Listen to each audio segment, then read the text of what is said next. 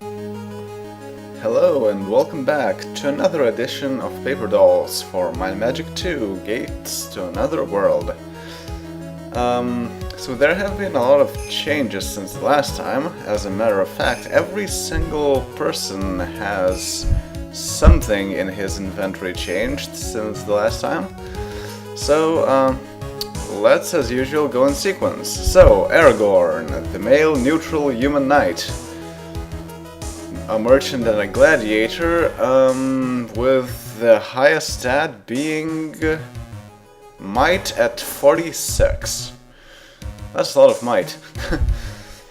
And he has, as usual, a great shield +1, a great bow +2, a chromium plate mail +4, a chromium helm +4, an ivory cameo that we just recently got, but you already seen that. And finally, a rhodium battle axe +6. So this rhodium battle axe is one of those rhodium items that I bought from Volcania, back when I said that I had done some shopping in there. So, expect to see more rhodium items as we go through the list. So, let's do just that. Boromir, the male neutral human paladin. Also a soldier and a diplomat. And his highest stat is, as usual, personality at a whopping 44. In his equipment list, we have a hero medal, an iron helm +4, so it's a ferrochrome helm +4. Then we have a phosphor bronze chainmail +5, a cast iron great bow +3, an agate grail, and lastly, our new item in here is the rhodium halberd +6. Once again, a rhodium item that we got from the shop. It cost some money, but we have way too much of that as it is. So, let's move on to the next character. Legolas, the male neutral elf archer. His highest stat is accuracy at an unbelievable 50. He's also a pathfinder and arms master.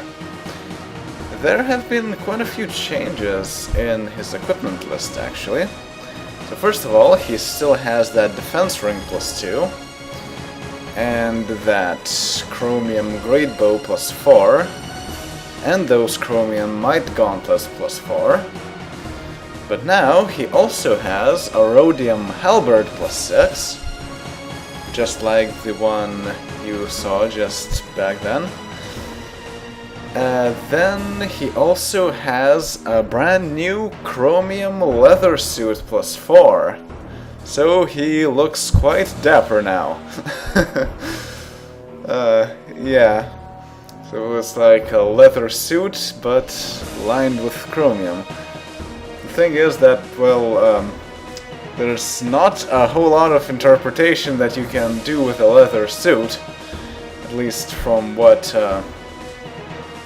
the Hero Machine 2.5 allows me to do.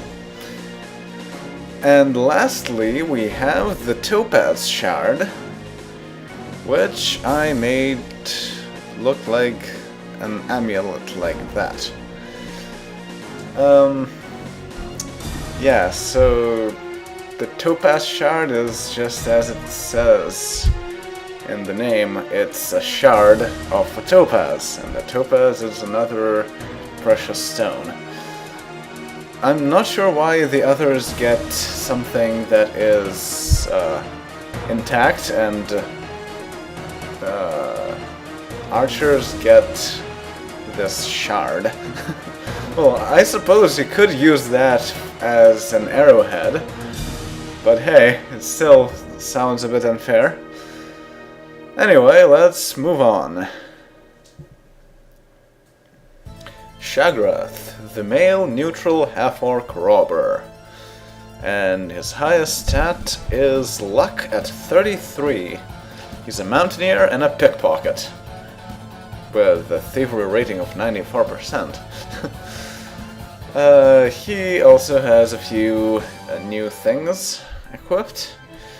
But first off, he still has his Cobalt Thieves Pick +5, his Wrought Iron Ring Armor +2, his Grey Iron Shield +3, and his Energy Sling +1. But now he also has a Sapphire Pin. I made it look like a horseshoe because it adds to the luck. So, that being the symbol of luck, well, there you have it. And sapphires are usually portrayed as being blue, although, as with many other gemstones, they're pretty much not of a single color. They can be of various different colors. Except for a few exceptions, like rubies, I believe, are always red, I think. Anyway, another new item that he has is a Rhodium Battle Axe +6. Exactly the same thing that Aragorn also has, because +6 is just that good. And he also has in his backpack the Acidic Sword +6, but since nobody can use it, because it's a sword that can only be used by certain classes, and it's of the wrong alignment, it's not neutral, I cannot equip anyone with it, but I'll keep it in storage just in case. So, moving on. Gambel, the male neutral human sorcerer, with the highest stat being intellect of 50, and he's also a cartographer and a linguist. Now, he has got quite a few updates here. So first of all, he still has his chromium padded armor +4, and his cast iron staff +3, which I'm kind of surprised we didn't get an update to, but I suppose everything in due time. But now we have a new cast iron magic charm +3. Which is kind of difficult to show you here because I made it look like that, and it's very small black charm around his neck. Yeah, and then we also have a chromium blowpipe +4, so the same blowpipe, just upgraded to chromium. And finally, we have his special item, the Amber Skull. It's a skull made of amber. Interesting fact is that if you search for amber skulls on Google Images, you will find a lot of them.